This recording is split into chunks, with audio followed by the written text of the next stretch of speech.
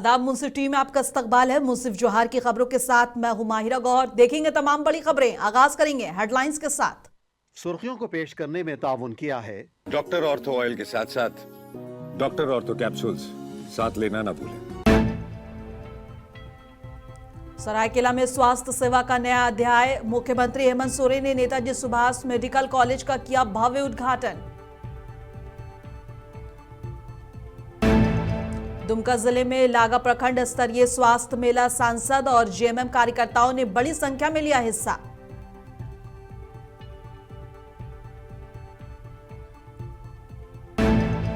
साहिबगंज पहुंची सीबीआई की टीम। अवैध खनन मामले में दहू यादव की तलाश जारी।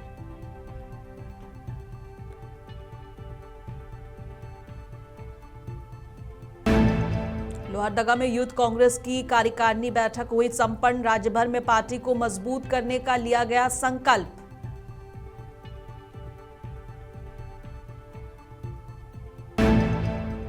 डिजिटल दौर में जमशेदपुर ने शुरू की एक नई पहल। जिला प्रशासन का पहला साहित्य सम्मेलन बना खास।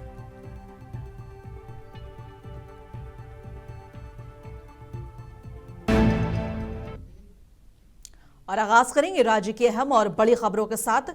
झारखंड में बेहतर स्वास्थ्य सुविधाएं उपलब्ध हो, इसे लेकर राज्य सरकार लगातार काम कर रही है। इस दिशा में राज्य के कोल्हान क्षेत्र में अब तक नया अध्याय जुड़ गया है। मुख्यमंत्री हेमंत सोरेन आज सरायकेला के दित्यापुर पहुंचे, जहां उन्होंने नेताजी सुभाष मेडिकल कॉलेज और हॉस्पिटल का उद्घाटन किया। इस मौके पर मुख्यमंत्री ने कहा कि छोटे जिले से मेडिकल कॉलेज का खुलना सराहनीय कदम है। इससे शिक्षा का बेहतर माहौल तैयार होगा और स्थानीय लोगों को शिक्षा और आधुनिक चिकित्सा सुविधाओं का लाभ मिलेगा। उद्घाटन समारोह में उत्साह का माहौल रहा। इस मौके पर इस अवसर पर स्वास्थ्य मंत्री इरफान अंसारी, सांसद जोबा मांझी और कई विधायक मौजूद रहे। मुख्यमंत्री ने कॉलेज के पहले बैच के विद्यार्थियों का स्वागत कर उन्हें उज्जवल भविष्य की शुभकामनाएं दी। इस मौके पर सीएम ने सभी मौजूद लोगों को नए साल की भी बधाई दी।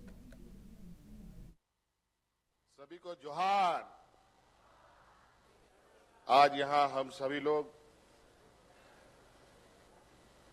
शांतो देवी महिला कल्याण संस्थान के द्वारा संचालित नेताजी सुभाष यूनिवर्सिटी और Netaji Subhash institute of nursing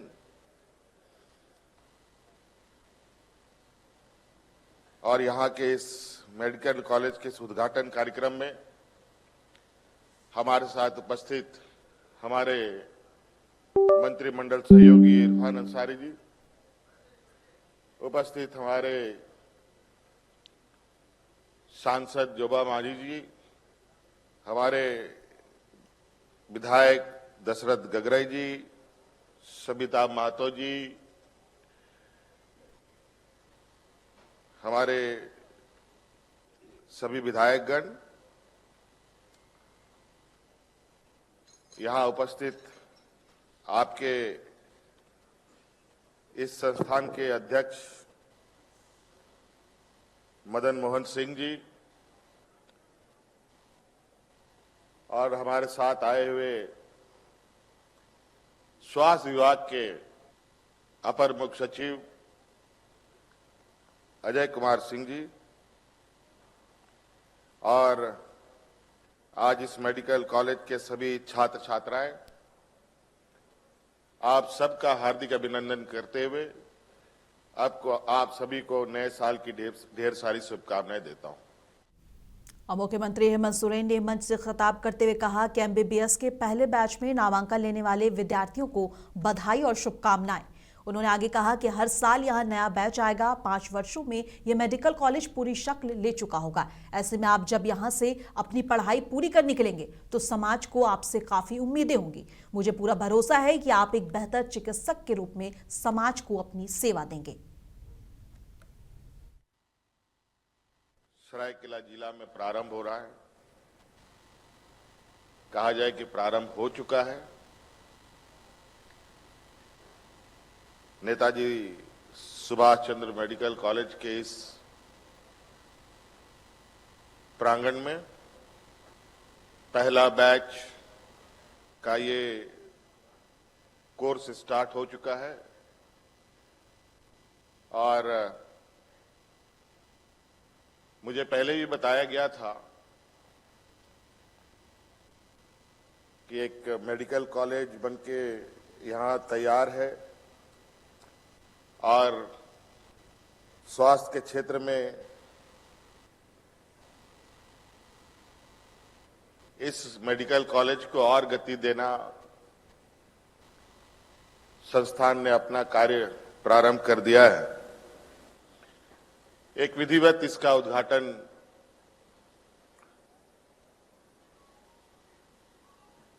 करने का आग्रह हमारे से हुआ और इस दौरान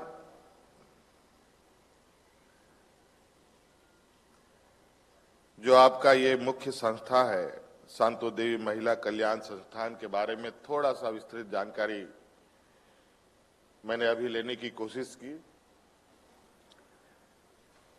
इस संस्थान ने लंबे अरसे से स्कूल से लेकर डिग्री कॉलेज से लेकर मेडिकल कॉलेज, नर्सिंग कॉलेज, अलग अलग संस्थानों को जन्म दिया। अलग अलग जगह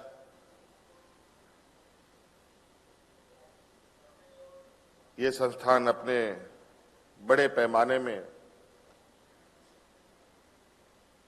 हमारे आने वाली पीढ़ी को तराशने में लगी है।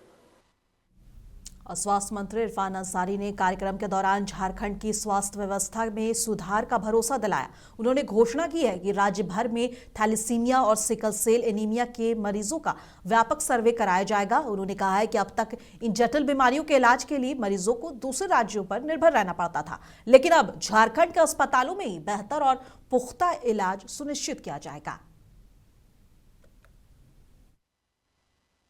इस राज्य में हाईटेक लैब की स्थापना हम लोग करें। आप देख सकते हैं कि जब से हम लोगों ने राज्य को संभाला है, बागडोर संभाला है, मुख्यमंत्री जी के इनका जो विजन है, लोकप्रिय मुख्यमंत्री जी का जो विजन है कि छात्रों को हम आगे लाएं, झारखंड को हम मजबूत करें, झारखंड को एजुकेशन के क्षेत्र में हम आगे लाएं, इस दिशा में आप देखिएगा बम्पर हम लोग बहालियां दे रहे हैं, नौकरियां दे रहे हैं। अभी हाल के दिनों में जब हम लोग नौकरियां दे रहे थे, एक बच्चे ने कहा मंच पे आके कि हम एक गरीब परिवार से हैं और नेट की तैयारी करके हम एमबीबीएस डॉक्टर बने। जब माननीय मुख्यमंत्री जी ने उनको सम्मान दिया तो बच्चे ने कहा कि सर अगर आज आप नहीं होते तो निश्चित तौर पर आज हम डॉक्टर नहीं होते। तो मुख्यमंत्री जी का जो विजन है, जो काम करने का शैली है, जो तरीका है, काम करते हैं बाद में लेकिन असर दिखता है लोगों को, तो मैं बधाई देता हूं मुख्यमंत्री जी को। और दूसरी बात मैं कहूंगा कि नेताजी जो सुभाष चंद्र मेडिकल कॉलेज की जो आज हम लोग नींव रख रहे हैं, ओपनिंग कर रहे हैं, मैं धन्यवाद दूंगा यहाँ के जो कुलपति हैं मदन मोहन सिंह जी को कि आपने बहुत कम समय में मेडिकल कॉलेज की स्थापना की है। और ये मेडिकल कॉलेज जो है हमें लगता है कि आज उद्घाटन हो रहा है। 100 सीट का ये मेडिकल कॉलेज होगा। आप अच्छा करेंगे तो मैं आपको विश्वास दिलाता हूं कि आने वाले दिनों में हम इस सीट को हम लोग बढ़ाने का काम करेंगे। हम भी एक चिकित्सक हैं और जब मैं मेडिकल कॉलेज, जब हमारे राज्य में मेडिकल कॉलेज नहीं था। और कांग्रेस नेता राकेश सिन्हा ने पार्टी कार्यालय में एक प्रेस कॉन्फ्रेंस की और इस दौरान उन्होंने कहा कि जिन राज्यों में चुनाव होते हैं वहां चुनाव से पहले ही ईडी की कार्रवाई शुरू हो जाती है। उन्होंने साफ कहा कि जांच एजेंसियों का इस्तेमाल राजनीतिक दबाव बनाने के लिए किया जा रहा है। उन्होंने ये बात दरअसल बंगाल में चल रहे ईडी छापे को लेकर तंज करके कहा है, जिसको लेकर आज ममता बनर्जी अपने टीएमसी नेताओं और समर्थकों के साथ सड़क पर उतर गई हैं। जिन राज्यों में चुनाव होते हैं ईडी की कार्रवाई उन राज्यों में शुरू हो जाती है। आईपैक कंपनी 10 सालों से काम कर रही थी। 10 साल तक ईडी को पता नहीं चला, देश के गृह मंत्री को पता नहीं चला कि इसमें झोल है। लेकिन जब बंगाल में अब चुनाव दस्तक देगा तो ईडी की एंट्री होती है और ईडी की एंट्री के साथ बंगाल की सीएम की भी एंट्री होती है।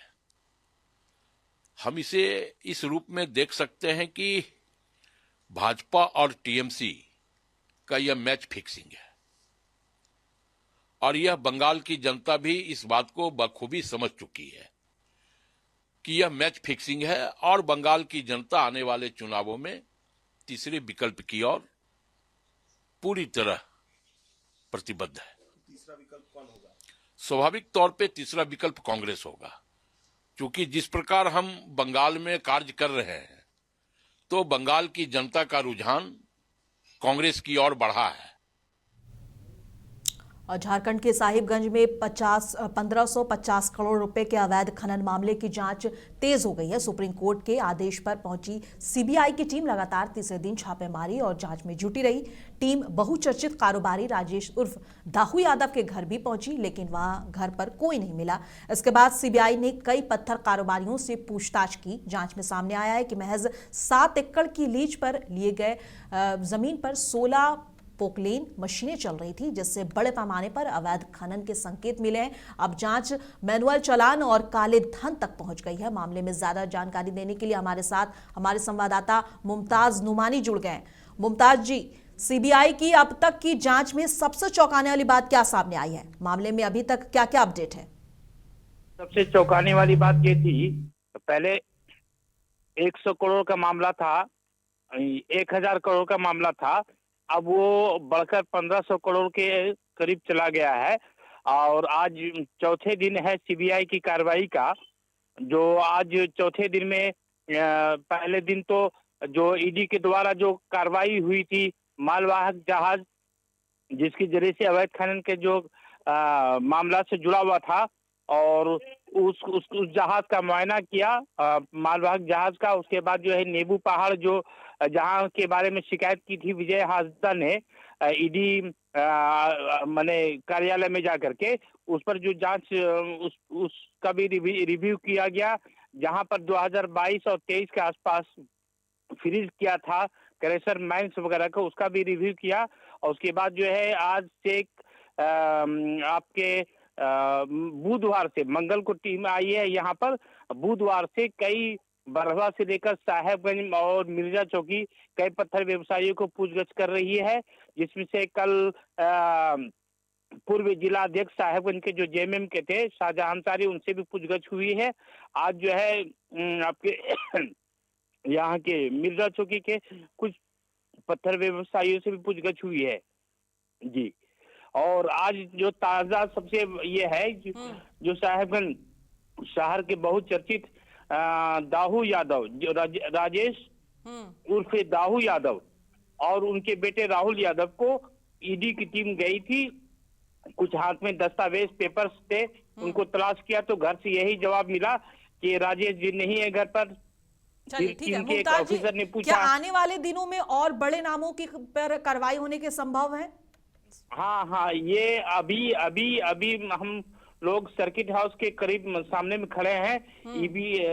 सीबीआई की टीम का आवागमन है और कई पत्थर व्यवसायियों का आवागमन है, जिसमें से एक राजेश जायसवाल है जो सुबह से उनसे पूछताछ चल रही है और अब तक पूछताछ जारी है जी। मुमताज जी, अगर शुरुआती जानकारी के मुताबिक अगर देखें तो क्या इस अवैध खनन के इस नेटवर्क में दूसरे राज्यों की भूमिका कितनी गहरी है? दूसरी राज्यों की गहरी इसलिए कि जो पत्थर व्यवसायी है यहाँ पर कई राज्य, बिहार के भी है, आपके उत्तर प्रदेश से भी है, राजस्थान से भी है जी। यहाँ तो मतलब इसका तार दूसरे राज्यों से भी जुड़ सकता है आने वाले दिनों में अगर जांच और जी दूसरे राज्य से भी जुड़ सकता है।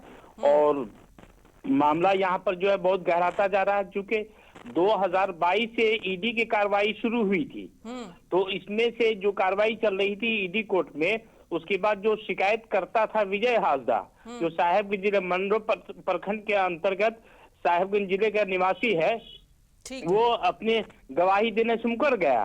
तो उसमें जो है हाईकोर्ट ने उसका संज्ञान लेते हुए सीबीआई को जांच करने का आदेश दिया। उसके बाद राज्य सरकार जो है इसके खिलाफ में कि सीबीआई जो जांच का मामला वो हम लोग राज्य स्तर पर कर लेंगे, सरकार झारखंड सरकार कर लेगी। और इस मामले को जो है हाई कोर्ट के खिलाफ हो गई राज्य सरकार सुप्रीम कोर्ट कि इसको रोक दिया जाए, इसको स्टे लगाया जाए, हम लोग अपने स्तर से जांच पड़ताल कर लेंगे, राज्य सरकार कर लेगी। लेकिन सुप्रीम कोर्ट ने जांच करेगी और उसको स्पेशल आदेश देते हुए कहा कि आप इंडिपेंडेंट होकर के, स्वतंत्र होकर के अब जांच करें।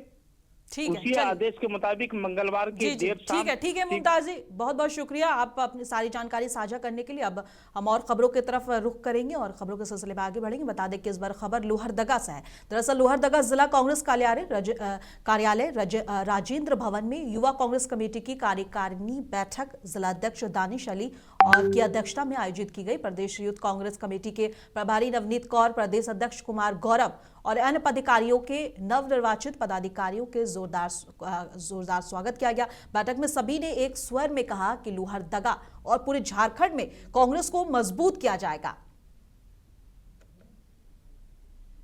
जिला युवा कांग्रेस का कार्यकारिणी का बैठक था।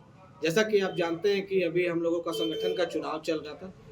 तुरंत चुनाव खत्म होने के बाद, प्रदेश अध्यक्ष का घोषणा होने के बाद हमने एक मुहिम चलाया कि हम तुरंत बिना देर किए हुए, हमारे साथ में पंजाब से चलकर आई हुई हमारी प्रभारी नवनीत कौर जी और मैं खुद सब युवाओं के साथ जाके खुद से सबसे मिलूंगा और एक संवाद स्थापित करूंगा। आज ये हमारी फर्स्ट डिस्ट्रिक्ट एग्जीक्यूटिव मीटिंग है लोहरदगा की। चुनाव होते ही हमने और प्रदेश अध्यक्ष जी ने सोचा था कि एक बार सभी जिलों में जाकर एक छोटी छोटी कार्यकारिणी मीटिंग करेंगे ताकि हम साथियों को जान सके और झारखंड के यूथ कांग्रेस के क्या मुद्दे हैं उनके एक अच्छी तरह से जानकर उनकी आवाज बना जा सके। चुनौतियां बहुत सारी है, कैसे देखते हैं? देखिए, चुनौतियां तो हर एक चीज में है। हम जब सुबह उठते हैं, सुबह उठना भी एक चुनौती है। चुनौतियों से जीतना ही युवा की ताकत है।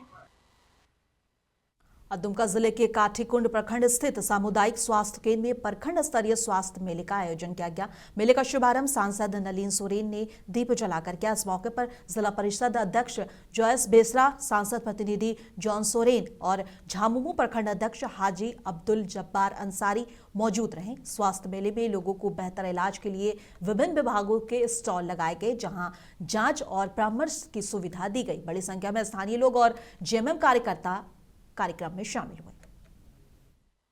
होना चाहिए हम किस रोग से ग्रसित हैं, इसके लिए डॉक्टर, नर्सेज उपलब्ध है और ये जानकारी ग्रामीण जनता को देना है कि आप किस तरह की बीमारी से ग्रसित है जिसके चलते आपका स्वास्थ्य ठीक नहीं, चल बुल ठीक से नहीं रहे।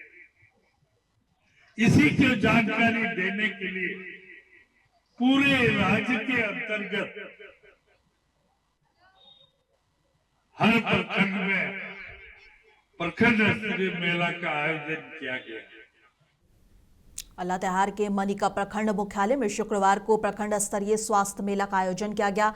उद्घाटन अंचल अधिकारी अमन कुमार, 20 सूत्रीय अध्यक्ष विश्वनाथ पासवान और अन्य जनप्रतिनिधियों ने दीप जलाकर किया। मेले में ग्रामीणों को सामान्य स्वास्थ्य जांच, मातृ एवं शिशु स्वास्थ्य सेवाएं, टीकाकरण, पोषण परामर्श, रक्तचाप और शुगर जांच सहित कई निःशुल्क सेवाएं दी गई। आयुष्मान भारत योजना, टीबी, मलेरिया, कुष्ठ रोग और अन्य स्वास्थ्य योजनाओं की जानकारी भी साझा की गई। बड़ी संख्या में ग्रामीण पहुंचे और चिकित्सकों से परामर्श लिया।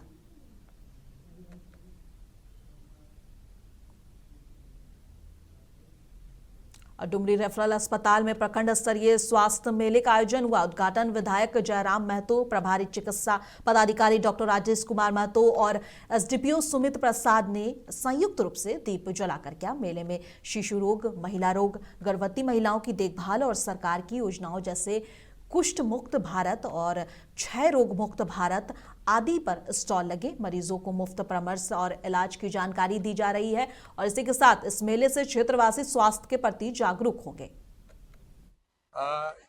हर वर्ष की भांति इस वर्ष भी विभाग के द्वारा प्रखंड स्वास्थ्य मेला का आयोजन किया गया है। इसमें हम लोग विभिन्न हमारे जो भी हमारे विभाग से संबंधित हैं, जो योजनाएं सरकार द्वारा चलाई जा रही है ना, उन विभागों के स्टॉल लगा करके और चिन्हित करके मरीज को चिन्हित करते हैं और उनका इलाज करते हैं, दिशा निर्देश देते हैं, जो भी दिशा निर्देश देना रहता है, रहन सहन से लेके खान पान से लेके दवाई तक का, है ना। तो इसमें हमारे बहुत सारे विभाग हैं जिसमें जनरल मेडिसिन आते हैं, महिला शिशु रोग से रिलेटेड आते हैं, गर्भवती माताओं का विभाग है, जैसे उनका एक काउंटर बना हुआ है। टीबी डिपार्टमेंट का जो टीबी मुक्त भारत चल रहा है, उसका एक विभाग बना हुआ है। एनीमिया मुक्त भारत प्रोग्राम चल रहा है, उसमें आप आए, उपस्थित हों और किन किन विभागों में किन किन विषयों पे आपको जानकारी दी जा रही है, आपको सुविधाएं दी जा रही है, उनसे आप लाभ लेने का काम करें। जैसे अभी आप बहुत सारे लोग आयुष्मान कार्ड नहीं होने को लेकर शिकायत करते हैं, तो देखिए काउंटर में यहाँ आयुष्मान कार्ड भी बनाया जा रहा है, जिसमें आधार कार्ड और राशन कार्ड होना अनिवार्य है। तो ऐसी बहुत सारी चीज़ें हो रही है जिनका यहाँ के क्षेत्रवासियों को लाभ लेने की आवश्यकता है। धन्यवाद। डुमरी के रोशना टुंडा गांव में एक ही रात चोरों ने 12 घरों को निशाना बनाकर बड़ी चोरी की वारदात को अंजाम दिया। ये घटना निमिया घाट थाना क्षेत्र की है। बताया जाता है कि अधिकतर घरों में लोग पास के घरों में से सो रहे थे। इस दौरान चोरों ने बंद पड़े घरों के ताले काटकर जेवरात, नकदी, बर्तन समेत अन्य सामान चुरा लिया। चोरी की कुल राशि करीब 40 से 45 लाख रुपए आंकी जा रही है। फिलहाल पुलिस मामले की जांच में जुटी है। वहीं जिला परिषद सदस्य धनंजय गुप्ता ने जल्द आरोपियों की गिरफ्तारी की मांग की है। मेरे पूरा मोहल्ला में 12 घर चोरी हुए हैं एक ही रात में। हाँ, एक ही रात में, जिसमें कि सबका घर से कांसा, पित्तर, जेवर प्लस किसी के यहाँ कुछ नगद, कोई अपना लोन में भी पैसा लिए थे ढलाई करने के लिए, दूसरे जगह घर बना रहे हैं, उसके यहाँ भी सब कुछ लेकर के चला गया। थाना में आवेदन दिए? थाना में आवेदन पड़ चुका है। अपने आए थे थाना प्रभारी यहाँ, सबसे लिखित लेकर के सबसे पूछताछ करके। अभी हमको टेलीफोनिक सूचना मिली कि हमारे रोशना पंचायत में लगभग 12 घर में आज रात में चोरी हुई है, जिसमें गरीब मजदूर आदमी जो खून पसीने से कमा के अपने एक एक रुपया रखे थे, उनकी जेवरात, उनकी बर्तन, उनके सामान, जो इम्पोर्टेंट्स पेपर है, वो सारा पेपर और पैसा ये सारा चोरी कर लिया गया है। तो हम पुलिस प्रशासन से, अनुमंडल पदाधिकारी से मैं निवेदन करूंगा कि लगातार ये आज के कुछ दिनों से ये चोरी का घटना बहुत ज़्यादा बढ़ गई है। रोशना टुंडा में कुछ बंद घरों में चोरी की घटना को अंजाम दिया गया है। देर रात्रि चोरों के द्वारा जो है वैसे घरों को निशाना बनाया गया जो काफ़ी दिन से बंद थे या जो लोग बाहर रह रहे थे। पुलिस के द्वारा काफ़ी अपील भी की जा रही है कि भाई बाहर जो भी बंद करके जाते हैं उसको बताया करें। चोरी हुई है, उसमें कुछ प्रारंभिक जांच भी स्टार्ट कर दिया गया है। तकनीकी और मानवीय आधार पर जो है लोग कार्रवाई कर रहे हैं। सर, कुछ जानकारी मिल पाई है कितनी की चोरी हुई है? अभी प्रारंभिक जांच में इसकी पुष्टि नहीं हुई। अब एप्लीकेशन जैसे आता है उनके द्वारा जैसे आवेदन प्राप्त होगा उसमें। जमशेदपुर जिला प्रशासन द्वारा पहली बार आयोजित इस साहित्य सम्मेलन में देश के विभिन्न राज्यों से अलग अलग भाषाओं के साहित्यकार शामिल हुए हैं। सम्मेलन में भाषा, संस्कृति और वर्तमान समय की चुनौतियों पर विचार विमर्श किया गया। वक्ताओं ने कहा कि डिजिटल युग में साहित्य और आम जीवन के बीच बढ़ती दूरी को कम करना जरूरी है और यह आयोजन उसी दिशा में एक अहम पहल है। साहित्य उत्सव में विभिन्न लेखकों की पुस्तकों के स्टॉल लगाए गए, जहां पाठकों में खासा उत्साह देखने को मिला। वहीं कस्तूरबा गांधी विद्यालय की छात्राओं द्वारा बनाई गई पेंटिंग और कलाकृतियां भी लोगों को आकर्षित कर रही थीं।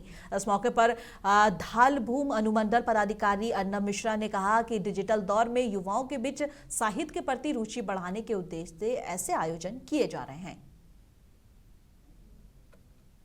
एक तरीके से आज का जो डिजिटाइजेशन का युग है उसमें हम वापस से हमारा जो साहित्य है, जो हमारा कल्चर है, जो हमारे लैंग्वेजेस है, उनका रिकॉग्निशन वापस से, जो हमारे ऐसे लेखक हैं, जो हमारे साहित्यकार हैं, उनको वापस से वो रिकॉग्निशन मिले। क्योंकि देखिए, साहित्य और जो लेख होते हैं वही हमारे इतिहास की धरोहर होते हैं। हमें उन्हें मेंटेन करना होता है, हमें अपने कल्चर को बचाना होता है, उस कल्चर को और आगे ले जाना होता है। तो देखिए, डिजिटल युग के साथ हमें साथ में कदम मिलाकर उसको भी चलना है, साहित्य को भी कदम से कदम मिलाकर चलना है।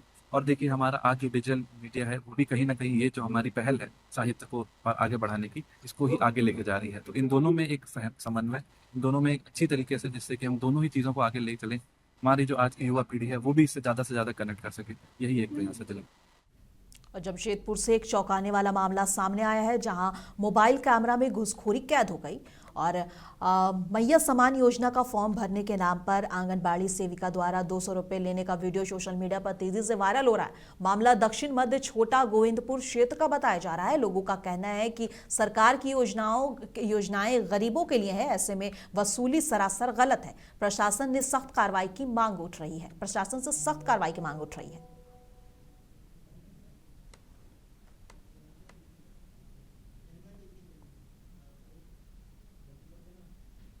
और राष्ट्रीय विधिक सेवा प्राधिकरण के निर्देश पर जिला विधिक सेवा प्राधिकरण धनबाद के प्रोजेक्ट डॉन अभियान शुरू किया है और अवर न्यायाधीश मयंक तुषार टोपनो ने बताया कि अभियान का उद्देश्य नशा और उसके दुष्प्रभाव के बारे में जागरूक करना और कानूनी सहायता प्रदान करना है। जैसा कि आप सब जानते हैं कि हमारे राष्ट्रीय विधिक सेवा प्राधिकरण की तरफ से और प्रधान जिला सत्र न्यायाधीश के आदेश के द्वारा हम लोग 5 जनवरी से 12 जनवरी तक डॉन और का स्कीम के तहत हम लोग नशा के खिलाफ जागरूकता अभियान चला रहे हैं। हम लोग शुरुआत किए थे 5 जनवरी से। तो अभियान का शुरुआत में हम लोग सबसे पहले मलिन बस्तियों में गए थे। यहाँ PLD और LADCS के माध्यम से टीम से हम लोग नशा मुक्ति के प्रति जागरूकता अभियान चलाए थे। दूसरे दिन हम लोग पूरी तरीके से महिलाओं के ऊपर केंद्रित किए थे। अब मुंसिफ जोहार की खबरों में बस इतना ही। कल फिर मिलेंगे इसी वक्त। तब तक के लिए देश दुनिया की तमाम खबरों के लिए बने रहे मुंसिफ टीवी के साथ।